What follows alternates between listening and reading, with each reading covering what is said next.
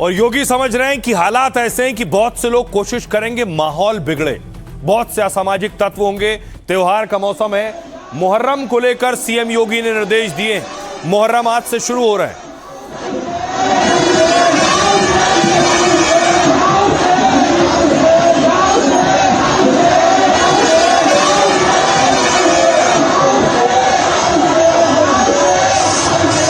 कहा कोई भी ताकत दिखाने की कोशिश नहीं करेगा, इसलिए देखिए योगी की पुलिस संभल में फ्लैग मार्च कर रही थी, किसी तरह की कानून व्यवस्था की स्थिति ना बिगड़े।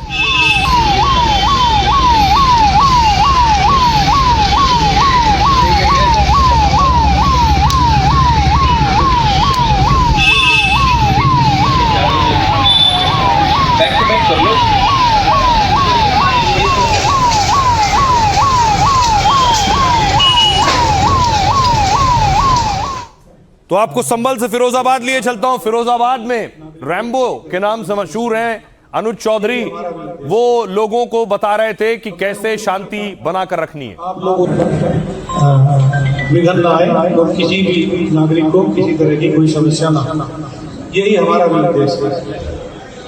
तो मैं उम्मीद करता हूं आप लोगों ये सब मेरी बात से सहमत हो। यदि किसी को लगता है तो बात उसको कहनी चाहिए। बहुत उसका सराहना हुई कि बहुत अच्छे से हो गया, समय से निकल गया, कोई घटना नहीं, कोई दुर्घटना इस तरह की नहीं है।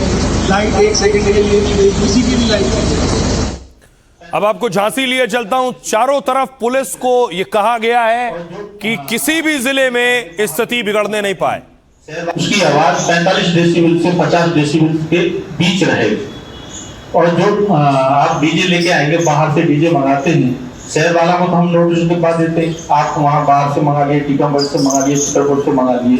उनके साइड पर डीसीएम वाले जो वो डीजे हैं, तो क्या उनको न लेके आए, छोटे से छोटा रखें। पिछली बार कई ताजियादारों ने बड़ा अच्छा नमूना पेश किया था, उन्होंने बैंड रखा और बहुत सुंदर था, उनका सबसे अच्छा सुंदर ताजिया था। तो कृपया पुलिस झांसी में बता रही थी कि डीजे बहुत ज्यादा तेज ना बजाएं, किसी तरह की स्थिति खराब ना हो। उत्तर प्रदेश के लखनऊ में देखिए जरा, मुस्लिम धर्मगुरु और उलेमा बैठे थे, पुलिस वहां उनसे बातचीत कर रही थी। हमारे साथ खड़े रहे, हम आपके साथ खड़े रहे हैं। लिटरली कहानियां रहती हैं जिनको पढ़ करके अजीब सा लगता है। अच्छी बात है कि अब इसको लेकर के कोई शिकायत नहीं रहेगी। समय है इन चीजों के लिए कि बैठ करके एक दूसरे के दिलों में दूरी बनाए। अब वो दौर चला जाना चाहिए। और अब एक और एमपी हैं अलीगढ़ के सतीश गौतम, जो अपने बयानों को लेकर सुर्खियों में रहते हैं। देखिए फिर उनका बयान वायरल है, जिस तरह से वो बात कर रहे हैं और बोल रहे हैं। क्या कह रहे हैं? क्या आ रहा है? मुहर्रम आ रहा है। माता रानी के जागरण होते हैं, कभी कुछ होता है क्या? इनका त्योहार आ रहा होगा, उसकी ज्यादा जानकारी मुझे नहीं है। लेकिन अलीगढ़ में मेरा प्रशासन, मेरे जिलाधिकारी कप्तान बहुत मजबूत हैं। यहाँ पथराव की तो बात छोड़ो, अलीगढ़ का सांसद सतीश गौतम है, पंछी भी पूछ के उड़ता है, पंछी भी पूछ के उड़ता है। किसी की भावनाओं से खिलवाड़ कोई नहीं कर सकता। ये अलीगढ़ है। तो आप सांसद को सुन रहे थे, लेकिन योगी आदित्यनाथ ने क्या कुछ ऑर्डर दिया। मुहर्रम को लेकर सीएम योगी के कड़े निर्देश हैं। कहा मुहर्रम मातम का अवसर है, शक्ति प्रदर्शन का नहीं, इसलिए जुलूस में किसी तरह के अस्त्र शस्त्र का प्रदर्शन ना हो। कान फोड़ू और तेज आवाज वाले डीजे और ढोल ताशों पर बैन रहेगा। कहीं पर भी ताजिए की ऊंचाई 10 से 12 फीट से ज्यादा ना हो, ताकि ताजिया की बिजली के तार से वो ना छुए और हादसे की वजह ना बने। सभी की आस्थाओं का सम्मान है, लेकिन नई परंपरा शुरू न की जाए। शांति भंग करने या हुड़दंग मचाने वालों पर कठोर कार्रवाई की जाएगी। सड़क बाधित कर जुलूस निकालना या त्योहार मनाना मंजूर नहीं। न ऐसा करने वालों पर पुलिस कड़ी कार्रवाई करेगी। फिरंगी महली समेत कई मुस्लिम धर्मगुरुओं ने योगी का समर्थन किया। कहा वाकई मुहर्रम कोई उत्सव या प्रदर्शन का मौका नहीं है, इमाम हुसैन की शहादत की याद में मनाया जाने वाला गम का महीना है। इमाम हुसैन पैगंबर मोहम्मद के नाती थे, जो करबला की जंग में शहीद हो गए थे, इसलिए मुहर्रम में मातम मनाया जाता है, ताकत दिखाने की कोशिश ना हो। लेकिन साजिद रशीदी समेत कुछ मुस्लिम धर्मगुरुओं ने सवाल उठाए हैं। रामनवमी और हिंदू त्योहारों में तलवार और हथियार क्यों लहराते हैं? उन्होंने कहा योगी सिर्फ मुस्लिम त्योहारों के लिए कड़े बैन और निर्देश क्यों देते हैं? मुहर्रम में हथियारों से ताकत नहीं, करतब दिखाए जाने की परंपरा है। सुनिए जरा क्या कुछ कह रहे हैं सीएम योगी और मुस्लिम धर्मगुरु। हर दूसरे तीसरे दिन एवरेज एक दंगा होता था यूपी में, महीनों महीनों कर्फ्यू रहता था। उत्सव के पहले उपद्रव होने लगते थे कि एक सामान्य नागरिक, एक महिला, एक बेटी, एक बहन, एक व्यापारी ये सुरक्षित रहता। कल्पना थी, यूपी के लिए कल्पना थी। और हम लोगों ने फिर आने के बाद अपनी कार्रवाई को आगे बढ़ाया कि आगे से अपराध करना उनकी कई पीढ़ियां भूल जाएंगी। जो ताज़िया आलम वगैरह मुहर्रम के जुलूस वगैरह निकालते हैं, उनसे मेरी अपील है कि वो गवर्नमेंट की गाइडलाइंस का पालन करें, कहीं किसी तरीके से कोई विवाद उत्पन्न न हो, इस बात का ज़रूर ध्यान रखें। इस तरह का बयान देकर कहीं न कहीं मुसलमानों को नीचा दिखाने के लिए, मुसलमानों को दबाने के लिए इस तरह का बयान दिया गया है। ये बयान किसी भी राज्य के मुख्यमंत्री के लिए जो संवैधानिक पद पर बैठे हुए हैं, ये अच्छा बयान नहीं है। शासन और प्रशासन की जो भी गाइडलाइन है उसको फॉलो करें, उसी के ऊपर अमल करें। माननीय मुख्यमंत्री जी का जो संदेश है उसको जो है उसके ऊपर अमल करें। और मैं समझता हूं कि पूरे मुल्क के मुसलमान अमन शांति के साथ में अपने त्योहारों को मनाते हैं और मनाते चले आ रहे हैं। यहाँ पथराव की तो बात छोड़ो, अलीगढ़ का सांसद सतीश गौतम है, पंछी भी पूछ के उड़ता है। पथरा छोड़िए, सड़क फड़क छोड़िए, वो जमाने गए। अब देखिए दूसरी तरफ एसआईटी एक्शन में है। पुलिस को योगी ने टाइट किया। इधर अयोध्या के लिए एसआईटी बनाई है। एसआईटी की टीम अयोध्या में है, पूछताछ कर रही है और दान में चोरी की तह तक जाने की कोशिश कर रही है।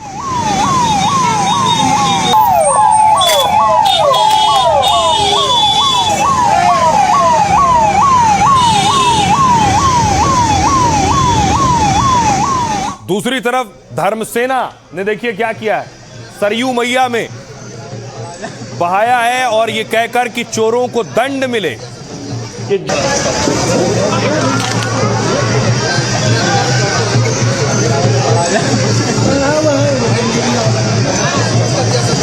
कि जिन अपराधियों ने ये कुकृत्य किया है, चोरी की है, बेईमानी की है, मां सरयू सबका नाश कर दें। वैसे जैसे यहाँ से 1 किलोमीटर दूर बड़े बड़े सूरमा भोपाली जलाए जाते हैं, वैसे ही ये अपराधी जलकर मिट जाएं, नष्ट हो जाएं, यही प्रार्थना करने हम आए थे। 3 ताले में रखा हुआ सब गायब हो जाए, कुछ लोग मिलकर अपने ड्राइवर के साथ चोरी कर लें, लूट ले जाएं और बड़े बड़े सूरमा भोपालियों के शब्द सबके मुंह पे ताले लग गए। जिन्हें आप सुन रहे थे ये कार सेवक रहे जो ये बात कह रहे हैं। दूसरी तरफ इधर राम मंदिर के दान को लेकर जांच हो रही है। उधर मथुरा में भी कृष्ण जन्मभूमि में मंदिर के चढ़ावे पर विवाद हो गया है। फलाहारी बाबा कह रहे हैं यहां भी चोरी हो रही है।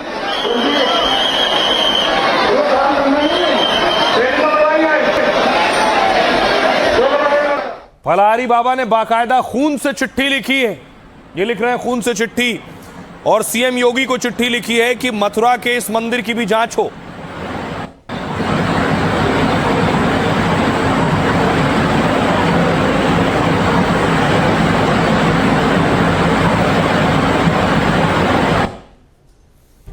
ये उनकी चिट्ठी आप देख रहे हैं। अब देखिए राम मंदिर चोरी की जांच कहां तक पहुंची आंच।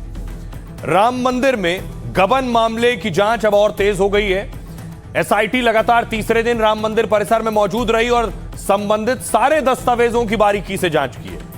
बैंक रिकॉर्ड और डिजिटल दस्तावेज खंगाले जा रहे हैं। जमा पर्चियां और बही खातों की जांच की जा रही है। एसआईटी ने चंपत राय और गोपाल राव से भी पूछताछ की है। दान राशि की गिनती में शामिल कर्मचारियों से पूछताछ हो रही है। नकदी को बैंक तक पहुंचाने वाले कर्मचारियों से सवाल हो रहा है। जांच के दौरान मंदिर ट्रस्ट से जुड़े अधिकारी भी वहां मौजूद रहे। एसआईटी ने संबंधित बैंक अधिकारियों को भी मंदिर परिसर में बुलाया और दूसरे दिन पिछले 3 साल का बैंक में जमा पैसे का रिकॉर्ड मांगा गया था। एसआईटी की टीम 15 जून को दोपहर करीब 3 बजे मंदिर परिसर पहुंची थी। एसआईटी ने पहले दिन 43 और दूसरे दिन 32 लोगों से पूछताछ की थी। एसआईटी की टीम ने मंदिर परिसर में सीसीटीवी फुटेज भी खंगाले। इस बीच आरोपी टिन्नू यादव ने वीडियो जारी कर सफाई दी है और कहा, टेम्पो चलाकर और सैलरी बचाकर अपनी संपत्ति बनाई है, मैंने चोरी नहीं की है। सुनिए जरा क्या कुछ कह रहे हैं सियासतदान। भाजपा का धर्म का मतलब धन है। सीसीटीवी फुटेज नदारद हैं, गायब हैं, खो गए हैं। और सीसीटीवी से, क्योंकि सीसीटीवी से सीसी का राज खुल जाएगा।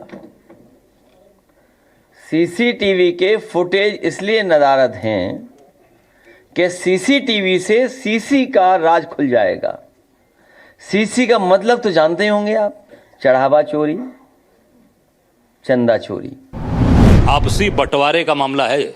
आपसी बंटवारा, किसी को कम किसी को ज़्यादा, उसी में मामला खुला है। ये सब इनका आपस का प्रकरण है, बंटवारे का है सारा। मेरी मांग है कि वहाँ माननीय हाईकोर्ट की सिटिंग जज के द्वारा इसकी जांच कराई जाए और समयबद्ध जांच हो। एफआईआर हुई नहीं और एसआईटी गठित हो गई। इससे साबित हो रहा है कि पूरी तरीके से ये केवल बचाने का काम होगा और इससे बड़े बड़े सारे जितनी बड़ी बड़ी मछलियां हैं उन सबको इसमें आना चाहिए। जो भी पाप किया उसको कड़ी सजा मिलेगी। विरोधियों को चिंता करने की सपा को जरूरत नहीं है। ये राम विरोधी रहे, राम मंदिर के विरोध में आज ये लोग उसके शुभचिंतक ना बने। मोदी योगी जी की सरकार है, पूज्य महाराज जी जो भी पाप किया उसको सजा दें। ये बड़ा मामला है, तो इस बड़े मामले की जांच न्यायालय से, उच्चतम न्यायालय द्वारा गठित टीम और उच्चतम न्यायालय के देख रेख से होने से ही सच बात का पता चलेगा।